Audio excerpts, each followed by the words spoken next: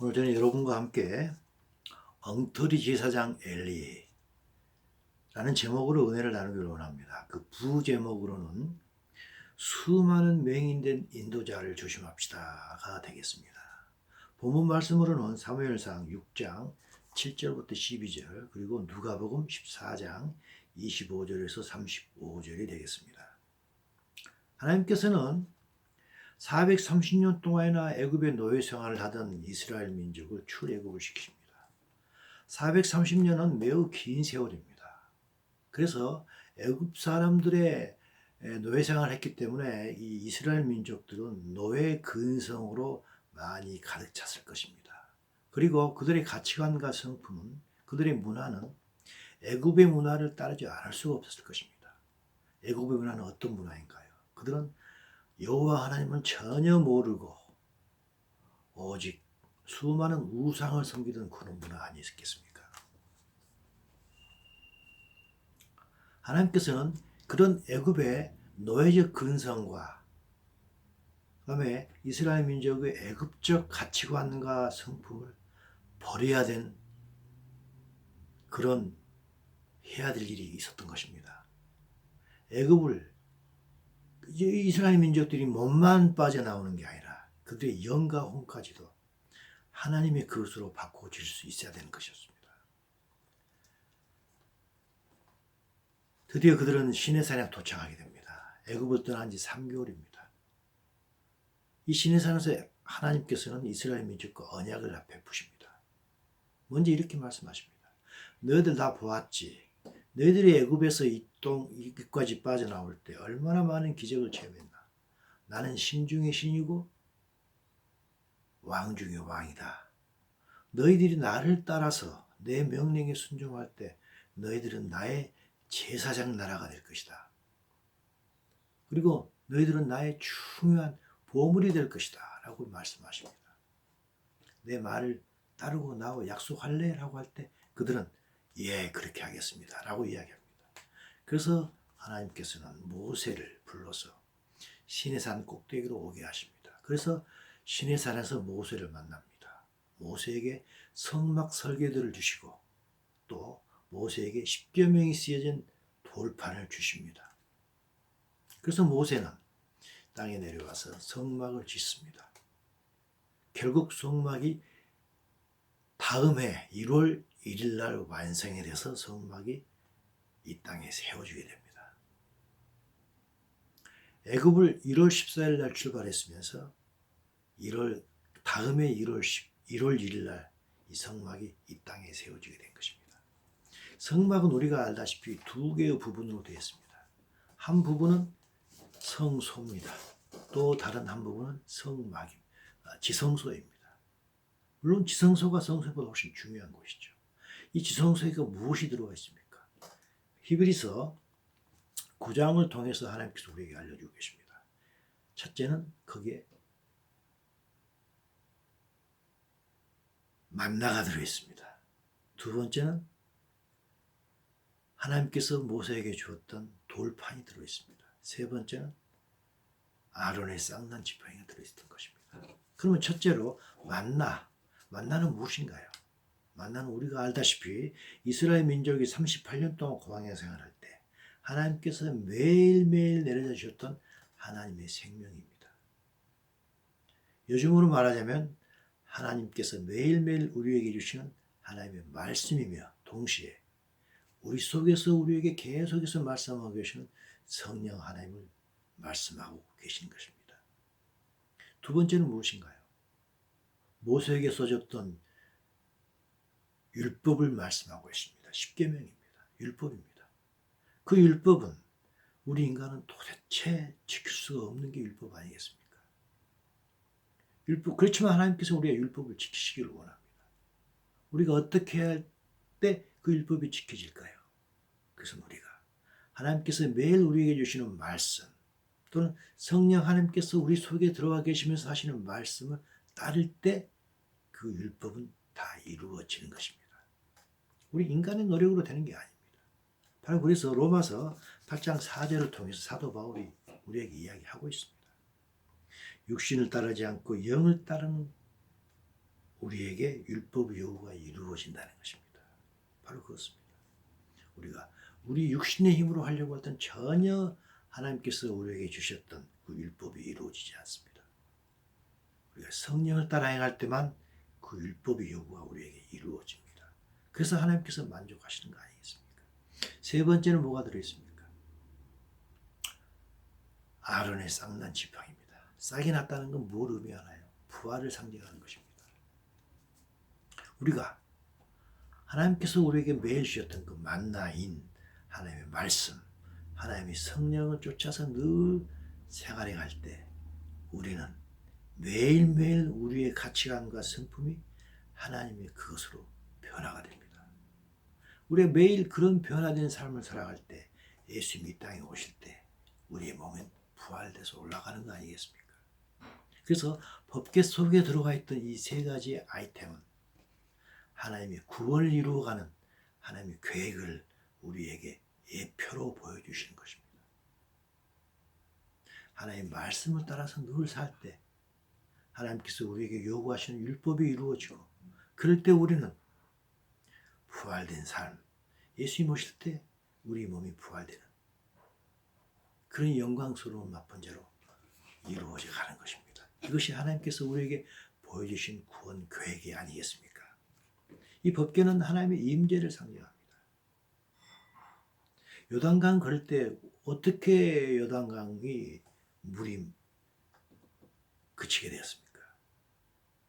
하나님의 법궤를 맨 제사장이 제일 먼저 걸어서 그 강을 발을 디딜 때 그 물이 멈춰섰던 것 아니겠습니까? 그리고 철벽 같은 여리고성을 무너뜨릴 때도 어떻게 그들이 여리고성은 무너졌습니까? 법궤를 맨 제사장들과 함께 하루에 한 바퀴씩 돌고 마지막 날에는 7바퀴를 돌았을 때 그때 그 여리고성이 무너졌던 거 아니겠습니까? 요단강이 멈추고 이렇게 여리고성이 무너지는 것은 그 당시에 이스라엘의 인간의 능력으로는 불가능했던 것입니다. 하지만 하나님의 임재를 상징하는 법궤가 있었기 때문에 이런 모든 불가능했던 것이 가능했던 것 아니겠습니까? 그렇다면 우리가 하나 생각해 볼 것이 있습니다. 하나님의 임재를 상징하는 그 법궤 자체만으로 이런 모든 기적들이 가능했을까요? 그건 아닌 것입니다. 이런 하나님의 기적적인 일하심은 법궤를 메었던 이스라엘 민족의 거룩함과 순종함이 동반됐기 때문에 비로소 가능했던 것입니다. 그 증거는 바로 여기에 있습니다. 요단강을 건너기 전에 여호수아가 이렇게 이야기합니다. 여호수아서 3장 5절입니다. 여호수아가 백성에게 이르되 너희는 자신을 성결하게 하라. 내일 우리가 요단강을 건널 때인데 그때 내일 여호와께서 너희들에게 귀한 일들을 행하실 것이다. 그렇기 때문에 너희들이 요단 법궤를 메고 건널 것이지만 오늘 너희들을 성결하게 하는 것입니다. 거룩함을 요구했던 것입니다. 그것뿐만이 아닙니다. 여리고성을 앞두고 하나님께서 이런 말씀하십니다. 5장 2절입니다. 그때 여호와께서 여호수아에게 이르시되 너희는 부식돌로 칼을 만들어 이스라엘 자손에게 다시 할례를 행하라 했습니다. 왜 다시 할례를 행하라 했을까요? 그 이유가 5장 5절에 나와 있습니다. 나온 백성들은 다 할례를 받았지만 애굽에서 나온 후에 광야길에서 태어난 자는 할례를 아직 받지 못했기 때문인 것입니다. 출애굽 1세대는 이미 할례를 받았지만 출애굽 2세대들은 광야길에서 태어났기 때문에 아직 할례를 못 받았던 것입니다. 그래서 하나님께서는 그들에게 이스라엘 민족의 증표인 할례를 받으라고 했던 것입니다. 하지만 이스라엘 백성이 할례를 받을 그때는 이스라엘 민족이 그 가나안 족속과 대치 중인 것입니다. 곧 전쟁이 일어날 것입니다. 그래서 인간적으로 볼 때 이때 할례를 받는다는 것은 매우 위험스러운 모험이었던 것입니다. 하지만 그들은 하나님의 명령에 순종했던 것입니다. 구원의 완성은 하나님의 은혜에 인간의 책임 또는 선택이 첨가될 때 일어나는 것입니다. 우리의 영의 구원인 중생은 오직 하나님의 은혜이고 선물입니다. 우리의 공로와는 전혀 무관한 것입니다. 그리고 예수 그리스도를 믿는 우리의 믿음까지도 하나님의 은혜였던 것입니다. 그 은혜는 너무너무 소중합니다. 하지만 우리의 혼이 변하고 우리의 성품과 가치관이 변하는 것에는 하나님의 은혜의 선물로 우리 안에 들어와 계신 성령님만 있어서는 안 된다는 것입니다. 그 성령을 따르고자 하는 우리의 선택이 있을 때 우리는 성령이 충만해지고 우리는 우리의 성품과 가치관이 변화가 되는 것입니다. 하나님의 아들은 누구인가요? 하나님의 백성은 누구인가요? 우리가 교회만 출석하고 그럴 때 자동적으로 우리가 하나님의 백성이 되면 하나님의 아들이 될까요? 우리에게 성령님이 들어와 있다고 해서 그 자체만으로 우리가 하나님의 아들이 될까요? 그렇지는 않습니다. 로마서 8장 14절입니다. 무릇 하나님 영으로 인도함을 받는 자들이 하나님의 아들이라고 했던 것입니다. 하나님의 아들은 우리 속에 들어와 계신 하나님의 영을 선택하고 따르는 자인 것입니다. 하나님께서는 우리에게 하나님의 자녀가 되고 하나님의 아들이 되는 권세를 분명히 주셨다고 요한복음이 말씀하고 계십니다. 우리는 그 권세를 받은 자들입니다. 그 권세는 무엇인가요? 가만히 있어도 하나님의 아들이 되고 하나님의 자녀가 되는 권세가 아닙니다. 우리 속에 들어와 계신 하나님의 영을 따르는 선택을 할 수 있는 권세를 가진 것입니다. 우리가 그 선택하느냐 안 하느냐에 따라서 우리가 하나님의 아들이 되고 하나님의 아들이 안 되고가 결정이 되는 것입니다. 이런 선택을 하는 하나님의 아들만이 예수님께서 재림하실 때 몸의 부활에 참여하는 것입니다. 그런데 이런 것을 온전히 오해했던 시대가 있었습니다. 그게 바로 엘리 제사장 시대인 것입니다. 사무엘상 3장 1절은 이렇게 이야기합니다. 사무엘이 엘리 앞에서 여호와를 섬길 때 여호와의 말씀이 희귀하여 이상이 흔히 보이지 않았다고 했습니다. 하나님께서 우리에게 늘 말씀하시기를 원하십니다. 하지만 우리가 그 하나님의 말씀을 중요시 여기지 않을 때 그분이 여전히 말씀하시더라도 그 말씀은 들리지 않는 것입니다. 그래서 이상이 보이지 않는 것입니다. 엘리 제사장만이 그렇지는 않았습니다. 우리가 욥기를 한번 보도록 하겠습니다. 욥기 42장입니다. 욥기 42장에서 욥이 이런 고백을 할 때가 있었던 것입니다. 무지한 말로 하나님의 이치를 어둡게 하는 자가 바로 나였다고 고백하는 것입니다. 엘리 제사장이 무지한 말로 하나님의 이치를 어렵게 했던 것입니다. 하나님께서 우리에게 주신 구원을 주신 구원의 이치는 하나님의 은혜에 우리의 선택이 첨가되는 것입니다. 하지만 지금도 많은 교회에서 많은 메시지가 하나님의 이런 이치를 어둡게 하는 메시지가 아직도 많다는 것입니다. 알지도 못하면서 짓거리는 경우가 얼마나 많이 있는지 모릅니다.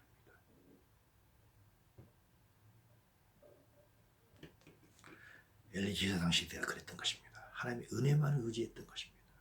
그래서 그들이 블레셋과 전쟁을 하게 됩니다. 제1차 전쟁에서는 그들이 약 4,000명이 죽게 됐습니다. 그러자 그들은 갑자기 생각이 났던 것입니다. 평소에는 거들떠보지도 않았던 그 법궤가 갑자기 생각이 나가지고 그 법궤만 있으면 우리가 이길 것이다 라고 생각해서 법궤를 가져옵니다. 법궤를 앞장서고 싸웁니다. 하지만 하나님께서 일하시나요? 하지 않습니다. 왜 그렇습니까? 그들은 평소에 법궤를 중요시 여기지 않았기 때문입니다. 그들은 평소에 그들이 거룩하지 않았고 순종하지 않았기 때문인 것입니다. 그래서 비록 법궤를 메고 갔지만 그 2차 전투에서 더 많은 사람들이 사망하게 됩니다. 3만 명이 죽었다고 합니다. 그것뿐 아닙니다. 그들은 법궤마저도 블레셋 족속에게 빼앗겼던 것입니다. 법궤만으로는 기적이 일어나지 않는 것입니다. 마찬가지로 우리가 우리 속에 들어가신 성령 하나님을 선택하지 않을 때 우리의 구원의 완성은 이루어지지 않는 것입니다. 그래서 하나님께서 우리 예수님께서 우리에게 말씀하시죠. 너희의 구원을 이루라. 너희가 최선을 다해서 더 힘써서 구원을 이루라 라고 말씀하고 계시지 않습니까? 그러나 많은 경우 많은 메시지에서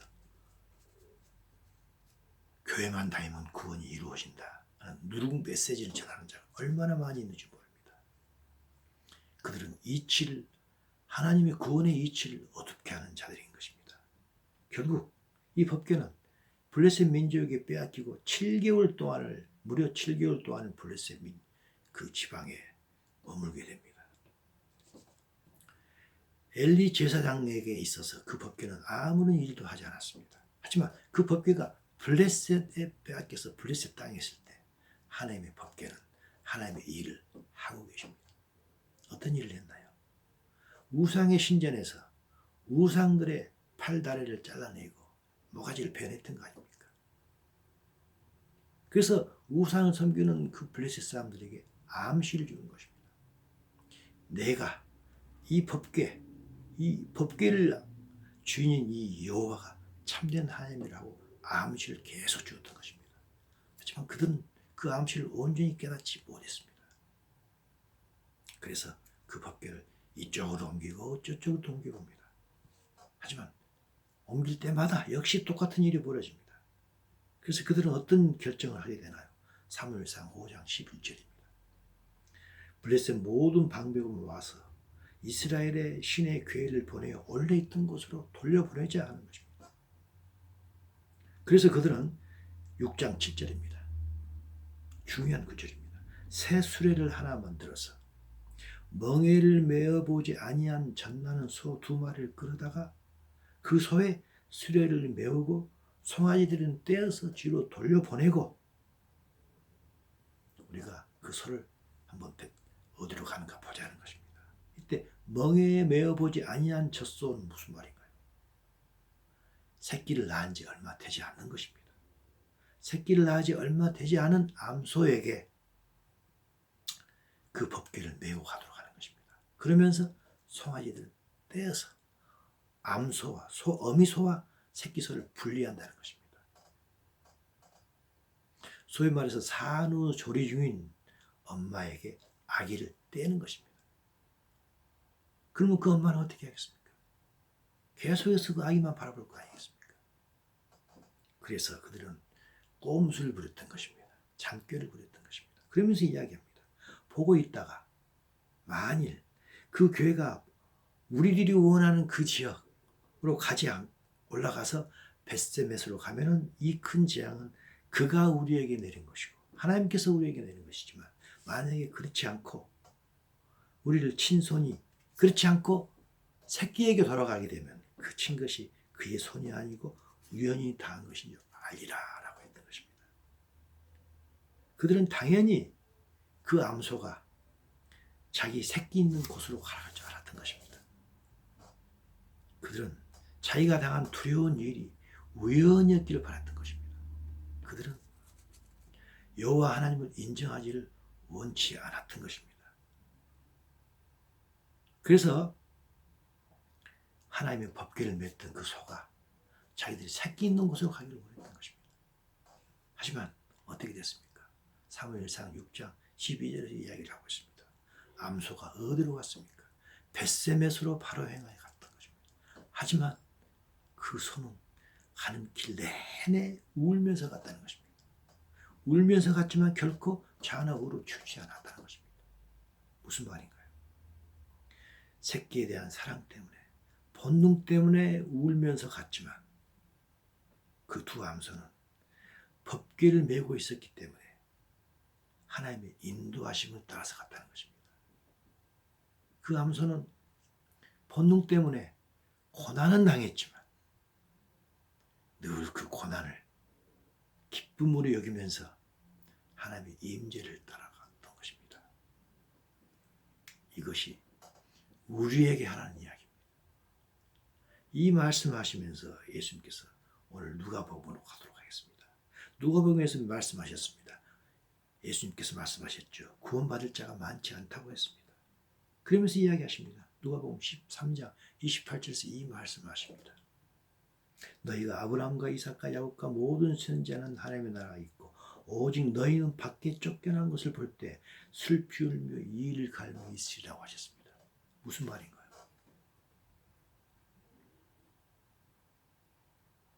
교회를 열심히 다녔기 때문에 우리는 예수님 오실 때 부활 휴거되어서 하나님 나라에 갈 줄 알았는데 우리는 가지 못하고 이 땅에 남겨져서 이 땅에서 7년 환난을 당할 수가 있다는 것입니다.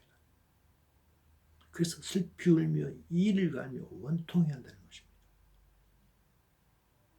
이런 자가 얼마든지 많다는 것입니다. 교회만 다닌다고 부활되고 휴거되지 않다는 것은 예수님께서 강조하고 있는 것입니다. 누가복음 14장을 보게 되면 허다한 무리가 예수님을 따랐다고 되어 있습니다. 수많은 사람이 예수님을 따랐습니다. 예수님께서는 그 모두를 받아주십니다. 받아주시지만 한 가지 조건을 내세웁니다. 그 조건은 무엇일까요? 예수님께서 내어주신 조건은 어떤 종교적 행위에 대한 조건이 아니었습니다. 더욱 내적이고 근본적인 조건을 내세웠던 것입니다. 그 조건이 무엇인가요? 오늘 우리가 보고자 하는 것입니다. 바로 누가복음 14장 26절입니다. 무릇 내게 오는 자가 자기 부모와 처자와 형제와 자매와 더욱이 자기 목숨까지 미워하지 아니하면 내 제자가 되지 못한다고 했습니다. 상당히 엉뚱한 말씀입니다. 예수님께서는 우리에게 원수까지도 사랑하라고 했습니다. 우리에게는 미워해야 될 대상이 없다는 것입니다. 그런데 예수님께서는 너무 엉뚱한 말씀하십니다. 자기 부모와 처자와 형제와 자매와 자기까지도 미워하지 않으면 내 제자가 되지 못한다고 했던 것입니다. 무슨 말씀인가요? 이것은 비유적인 표현인 것입니다.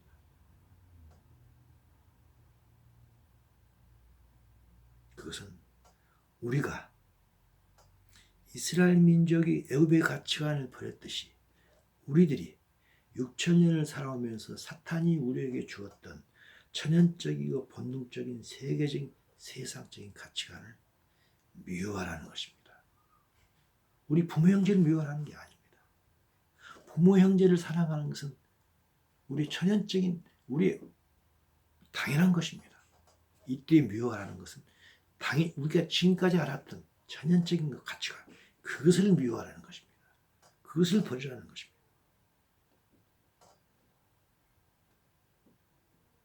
이것은 결코 쉬운 일이 아니죠. 고난이죠. 암소가 울면서 갔던 고난인 것 같이 똑같은 고난인 것입니다.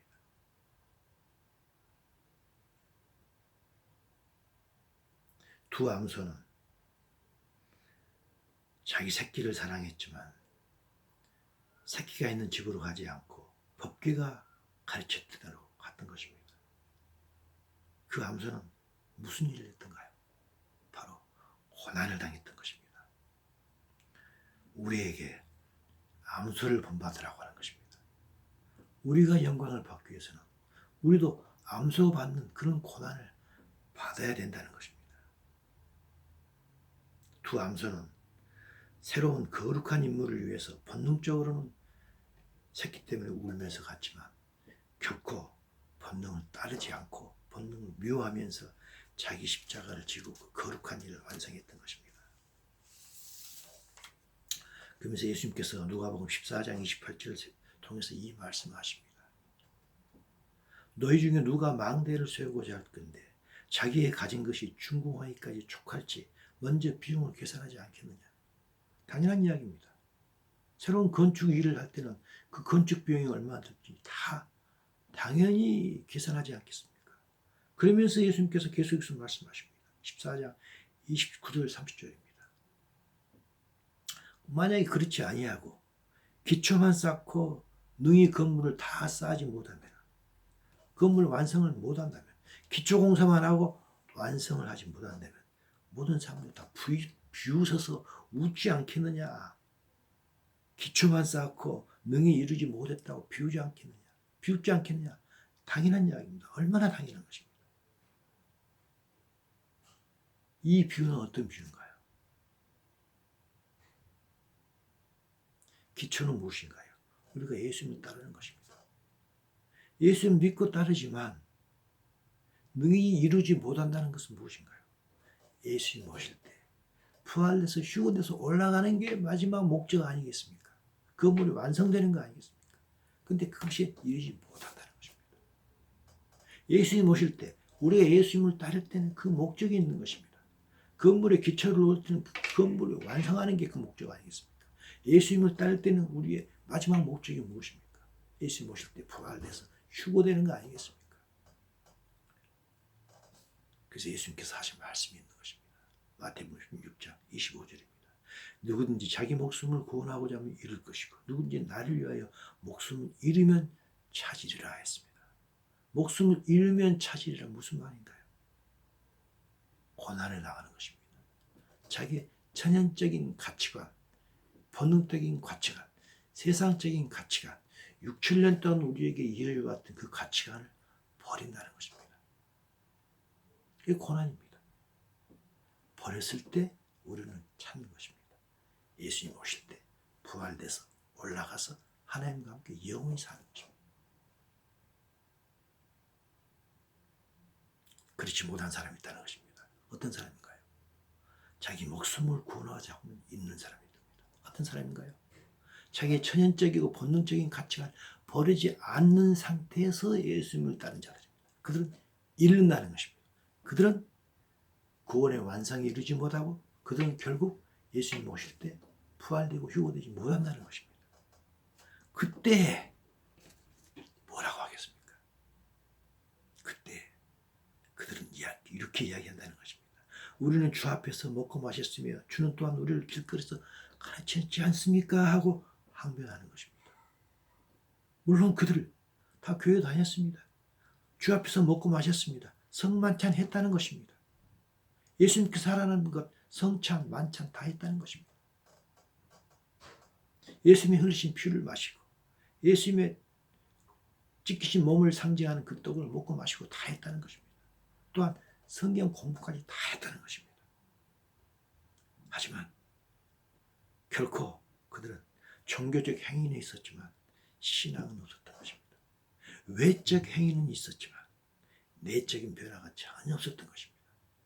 세상적인 가치관을 버리지 않은 채 예수님을 따랐던 것입니다.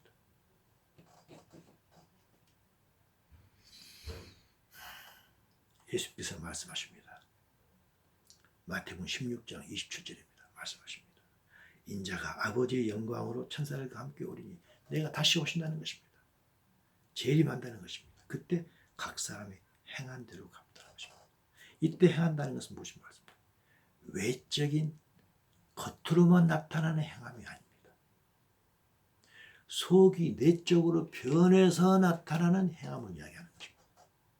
우리는 얼마든지 겉으로만 행할 수도 있습니다. 하지만 이때 각 사람이 행한 대로 갚는다는 것은 속 사람이 변해서 겉으로 나타나는 행위를 이야기하고 있는 것입니다.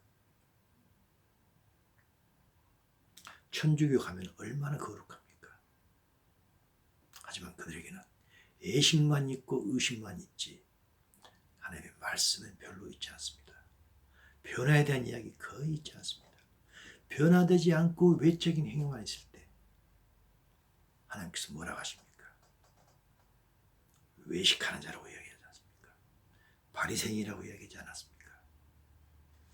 결론을 내리도록 하겠습니다. 성경은 우리에게 뭐라고 말씀하고 계시나요? 성경은 우리가 어떻게 살라고 말씀하고 계시나요? 정확하게 나와 있는 두 구절이 있습니다. 바로 디도서입니다. 디도서 2장 12절과 2장 13절을 통해서 사도 바울은 분명하게 두 가지를 이야기하고 있습니다. 12장입니다. 예수께서 하나님께서 우리에게 양육하시되 양육한다는 게 가르친다는 이야기입니다. 어떻게 가르치느냐?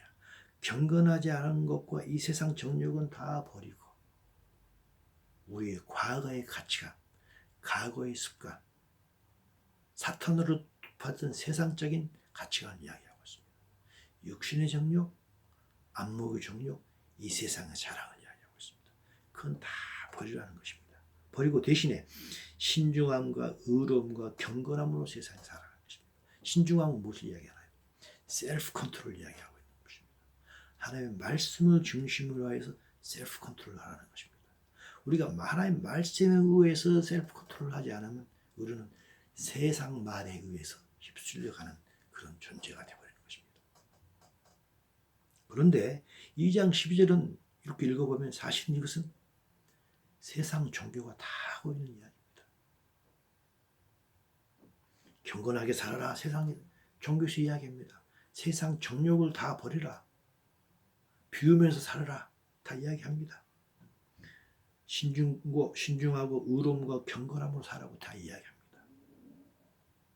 하지만 디도서 2장 13절에 있는 말씀은 세상의 종교에서 말하지 않습니다. 무슨 말인가요? 복스러운 소망입니다. 예수님께서 다시 오시는 복스러운 소망에 대해서는 전혀 이야기하고 있지 않습니다. 세상 종교와 기독교가 다른 게 바로 여기에 있습니다. 하나님께서는 우리에게 거룩한 삶을 살기를 원하십니다. 세상에서 의롭고 경건하게 사는 것도 물론 요구하십니다. 하지만 그것뿐이 아니십니다. 세상 사람들이 전혀 관심이 없는 예수님의 나타나심을 기다리는 그 삶까지 포함된 삶이 예수를 안 믿는 사람들과 구별되는 경건한 삶일 것입니다. 우리는 이것을 분명하게 알고 있어야 될 것입니다. 다른 종교에서도 의롭고 거룩하게 착하게 살라고 다 이야기합니다. 하지만 두 번째 말씀드렸던 복스러운 소망, 예수님의 재림에 대해서는 전혀 이야기 없는 것입니다. 거기에서 가장 커다란 차이가 나는 것입니다. 사무엘상 4장 13절에서 이 말씀이 있습니다. 엘리가 길 옆 자기의 의자에 앉아 기다리며 그의 마음이 하나님의 괴로 말미암아 떨렸다고 이야기합니다. 무슨 말씀인가요? 엘리는 자신이 얼마나 하나님의 임재인 언약궤를 무시하고 살았던 걸 알았던 자입니다. 스스로가 얼마나 이율 배반적인 제사장인 걸 알았던 것입니다. 그래서 전쟁의 결과가 어떻게 될까 매우 두려웠던 것입니다. 만약에 그가 여호수아처럼 거룩하고 순종하는 삶을 살았으면 전쟁의 결과에 대해서 떨지 않았을 것입니다. 하지만 스스로가 알았던 것입니다. 스스로가 알았기 때문에 얼마나 이율 배반적인 걸 알았기 때문에 그런 전쟁의 결과에 대해서 떨렸던 것입니다. 똑같은 게 우리에게도 똑같습니다. 그리스도인이 예수를 따른다 하면서도 천연적이고 본능적이며 세상적인 가치관을 버리지 못한 채 교회를 법궤라고 생각하며 따른다면 그 법궤는 어떻게 될까요? 그 법궤가 이 블레셋 민족이 빼앗겼듯이 이 교회는 세상의 조롱거리가 될 것입니다.